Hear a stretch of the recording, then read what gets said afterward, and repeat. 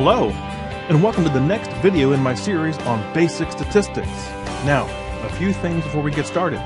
Number one, if you're watching this video because you are struggling in a class right now, I want you to stay positive and keep your head up. If you're watching this, it means you've accomplished quite a bit in your educational career up to this point. You're very smart, and you may have just hit a temporary rough patch. Now, I know with the right amount of hard work, practice, and patience, you can get through it. I have faith in you. Many other people around you have faith in you. So should you. Number two, please feel free to follow me here on YouTube and or on Twitter. That way when I upload a new video, you know about it. And on the topic of the video, if you like it, please give it a thumbs up. Share it with classmates or colleagues or put it on a playlist, because that does encourage me to keep making them. On the flip side, if you think there is something I can do better, please leave a constructive comment below the video, and I will try to take those ideas into account when I make new ones. And finally, just keep in mind that these videos are meant for individuals who are relatively new to stats. So I'll just be going over the basic concepts, and I will be doing so in a slow, deliberate manner. Not only do I want you to understand what's going on, but also why. So all that being said, let's go ahead and get started. So this video is the first in a series on what are called bivariate relationships. Let's break that down for a second. What do we mean by bivariate? Well, bi means two, like bicycle has two wheels, and then variate, so variables.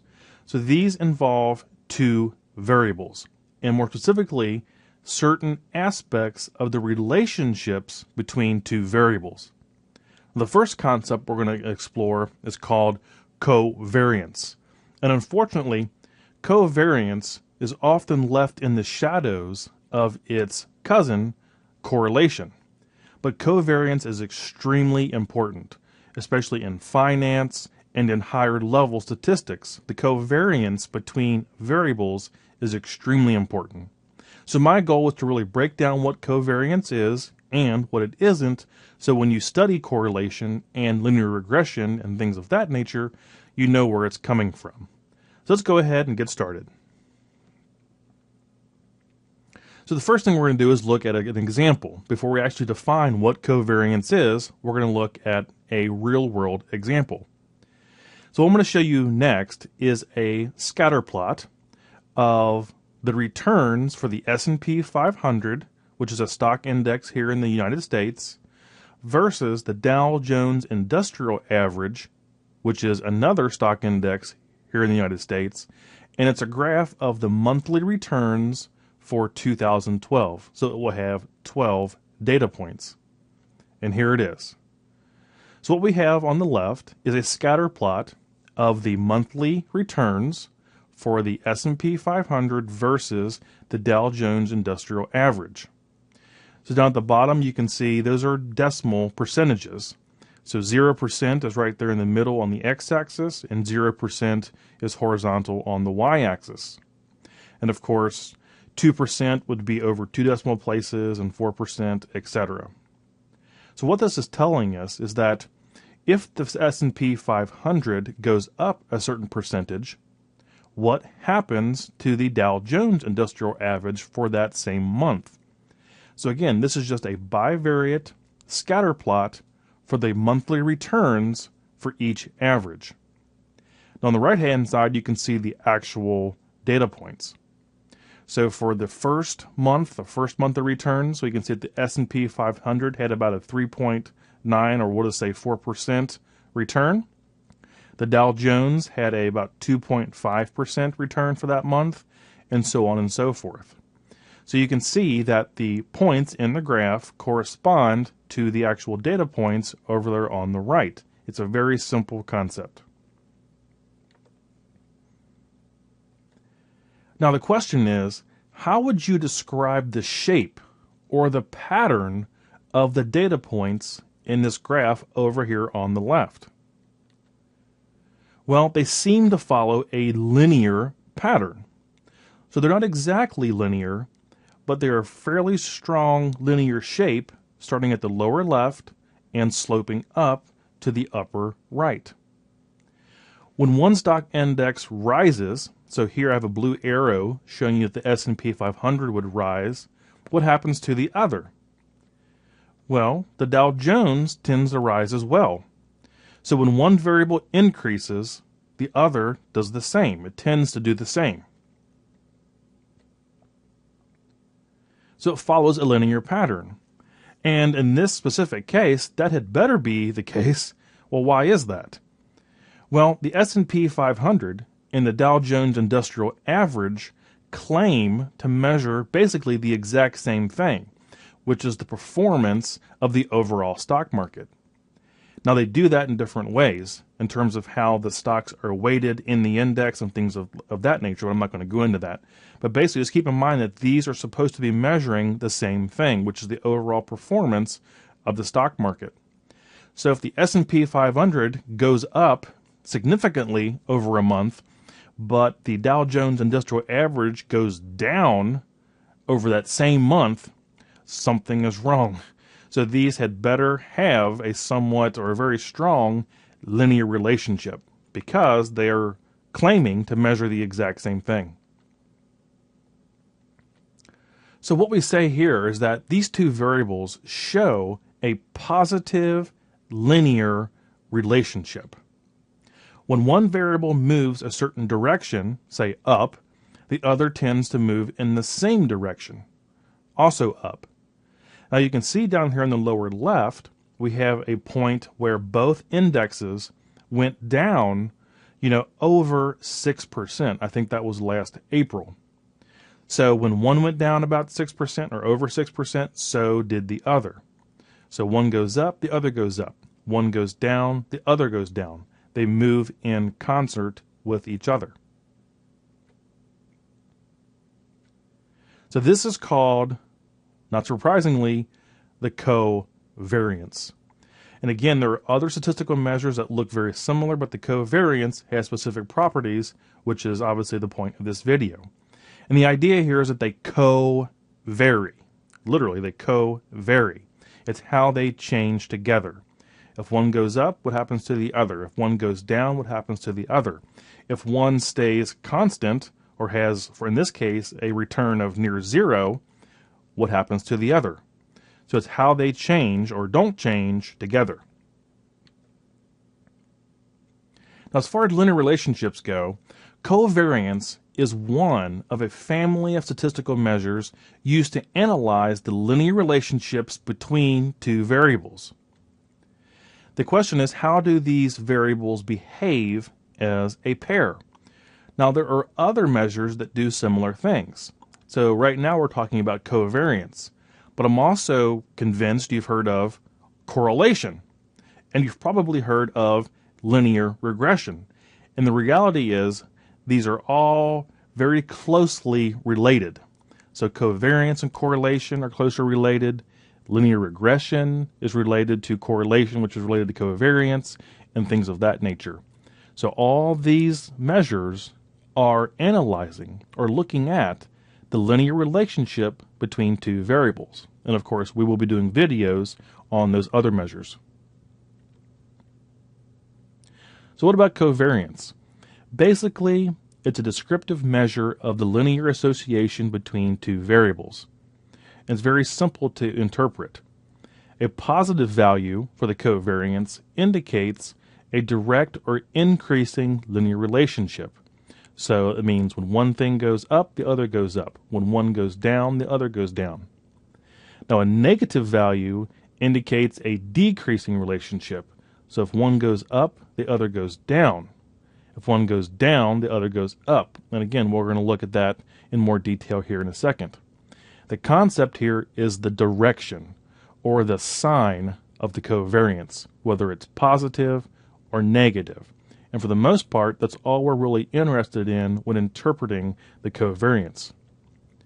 We are not making any comment using the covariance on the strength of that relationship, merely its direction. Now, of course, if you've had stats before or you've already talked about correlation, you will realize that it's the correlation that talks about the strength of the relationship. And again, the covariance and correlation are very, very closely related, so that should not be surprising. But for covariance, we're only interested in the sign or the direction of whatever our value is.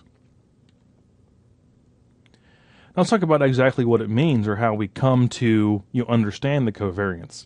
So we're going to go back to algebra.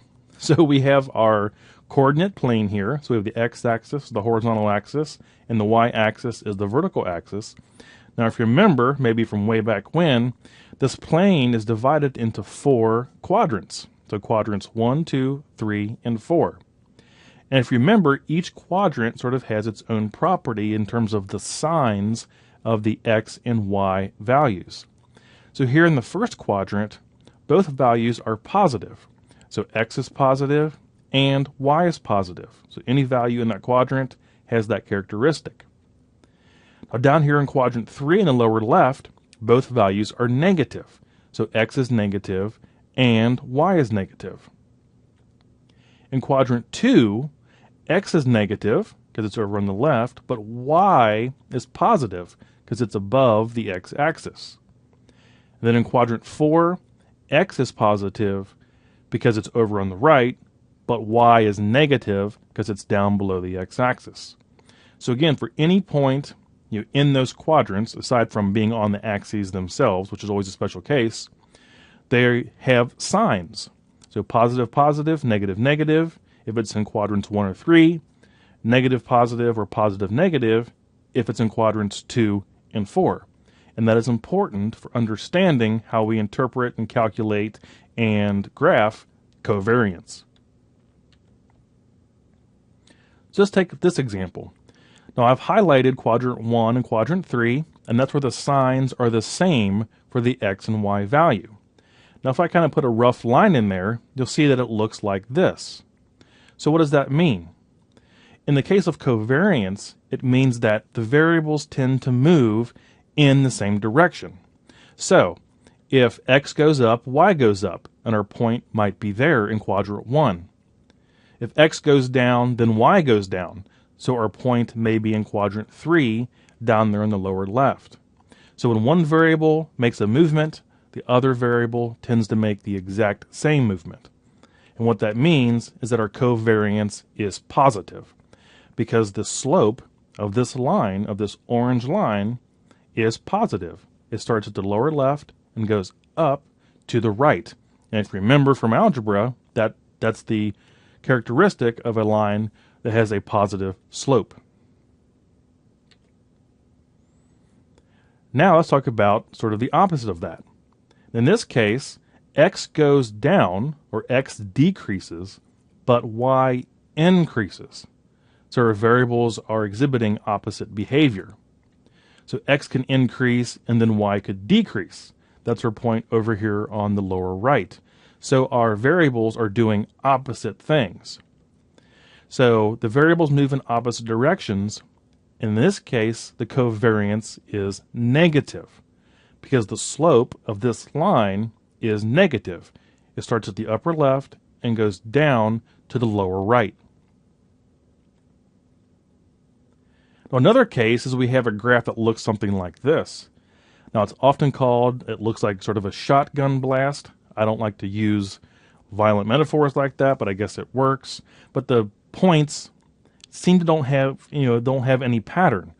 So the variables seem to have no linear relationship. They do not group up along a line that's positive or a line that's negative. They're kind of just like a blob of points. So in this case, the covariance would probably be near or equal to 0 because they do not exhibit any sort of pattern.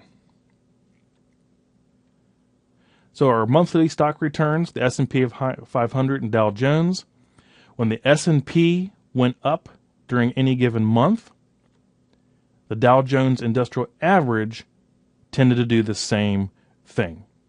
So that's why this has a positive slope and therefore it have a positive covariance.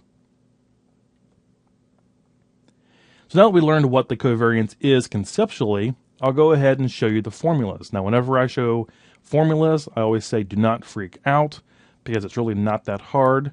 Oftentimes just understanding the nomenclature is the hardest part, but we're actually going to calculate it so you can see exactly how it works. So don't freak out when you see the formulas. So this is the sample covariance, and I'll talk about exactly what this formula does here in a second. And then, of course, we have a formula for the population covariance. So what's the difference? Well, it depends, of course, whether you're looking at a sample from a population or at the entire population. And that will often be evident on whether or not you're using sample means or population means. It just depends on the problem you're working with. So the only real difference is the denominator in the equation up there. So for sample covariance, it's n minus 1. And for population covariance, it's just n. So again, it'll just depend on the problem you are facing. Now we are going to work an example. Now, I just want to tell you real quickly about what we're doing here. If you look at, say, the sample covariance formula, that's just sort of deconstruct what we're looking at. Now on the top of that fraction, what we're doing is we're taking each data point for x, or our first variable, then we're subtracting the mean, or x bar, the mean from that. So in the first parentheses, it's just each data point for x minus the mean for x. In the second parentheses, it's each data point for y minus the mean for y.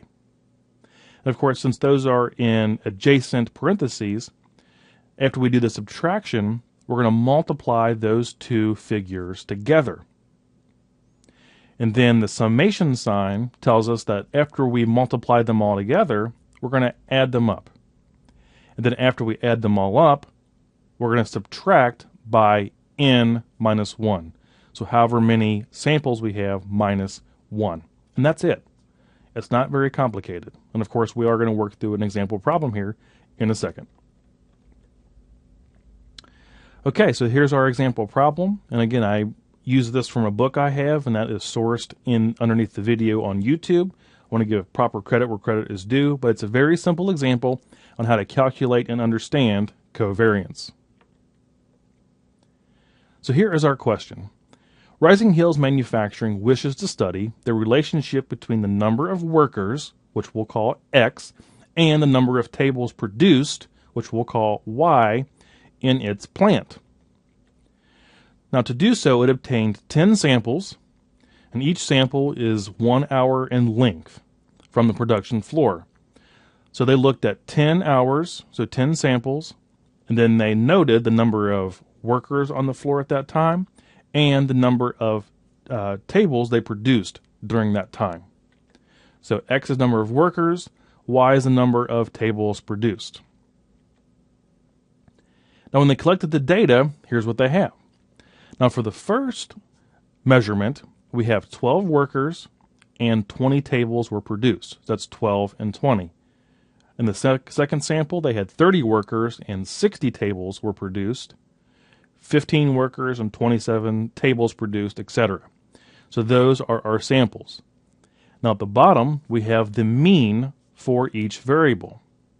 So it appears over the course of these 10 samples, there were on average about 21 workers on the floor. And on average, they were producing about 41 tables during that hour. So very simple stuff. It's just a bivariate measurement of workers and tables, and then the average for each variable down there at the bottom. And when we graph it, it looks like this. Now, how would you describe this relationship? Okay, in your mind, how would you describe that relationship? What kind of covariance are you expecting? Are you expecting a covariance that's 0? Are you expecting a covariance that's positive? Or are you expecting a covariance that's negative?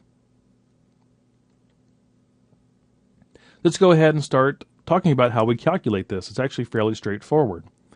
Now the first calculation we do, remember, is we take each point for X and then we subtract the mean. So you can see I've labeled each X value as green and then the average for X, or the mean for X, in red.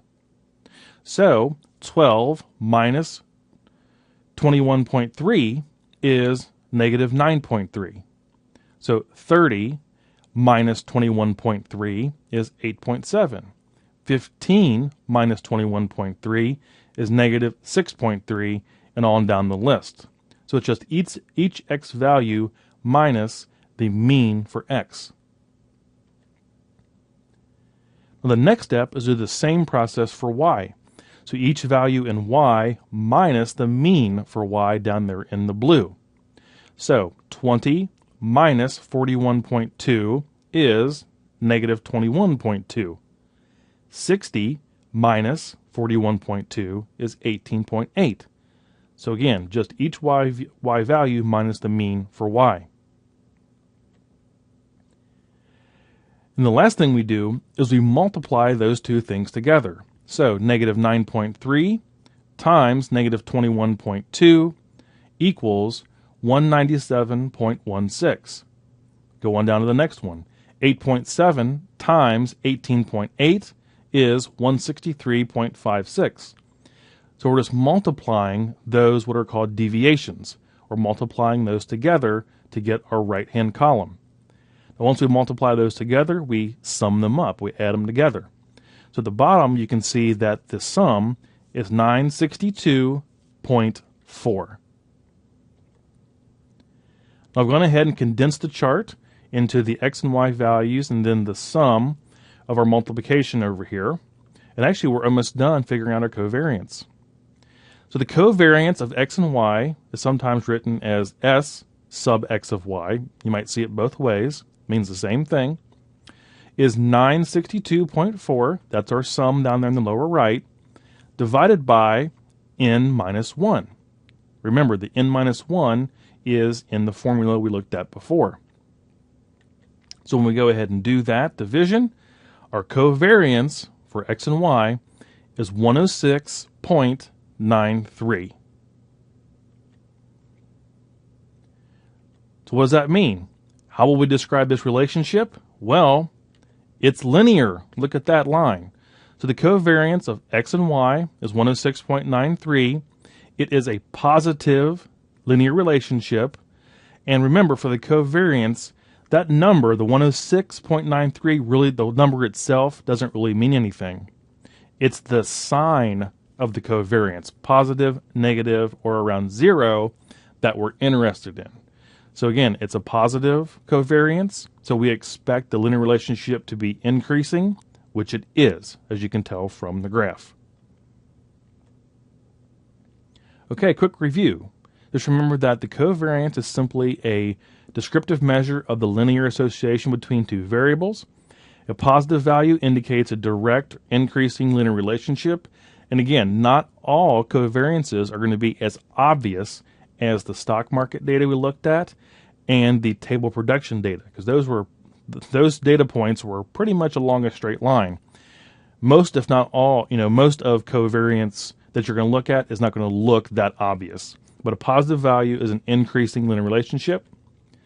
A negative value indicates a decreasing linear relationship, so it might look like that. And focus on the direction, which is the same as the sign. So you can think of this kind of as the slope of that line. If the covariance is positive, then the slope of that line will be up and to the right. If the sign is negative, the covariance will be sort of down and to the right. So look at the sign. Or it could look like this.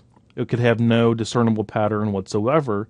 And in that case, the covariance might be around 0. Now keep in mind that the covariance indicates nothing about the strength of the relationship, only its direction. The strength of the relationship is dealt with when we talk about correlation. But again, the covariance is part of the correlation. So actually the formula for the correlation involves knowing what the covariance is. That's how closely they're related. But again, just direction and sign, and then we'll worry about the strength of the relationship later. Okay, so that wraps up our first video on bivariate relationships. So again, we mean bivariate, we're talking about the relationship between two variables. More specifically, when one variable moves a certain direction, what happens to the other variable?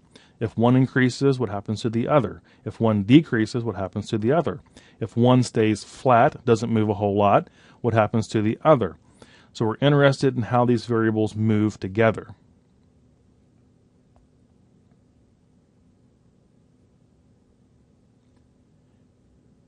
Now, what we learned here will help us understand those other linear relationships like correlation and linear regression because they're all related. Now, just keep in mind, if you are watching this video because you are struggling in a class right now, I want you to stay positive and keep your head up. You're smart and talented, and everyone around you has faith in you, so should you. If you like the video, please give it a thumbs up, share it with colleagues or classmates, or put it on a playlist because that does encourage me to keep making them. If you think there's something I can do better, please leave a constructive comment below the video, and I'll try to incorporate those ideas into future ones. And just keep in mind that the fact that you're on here learning, trying to improve yourself, trying to be a better student, trying to be a better business person, or whatever it might be, that's what's really important. So again, thank you very much for watching. I wish you all the best of luck in your studies and in your work, and I look forward to seeing you again next time.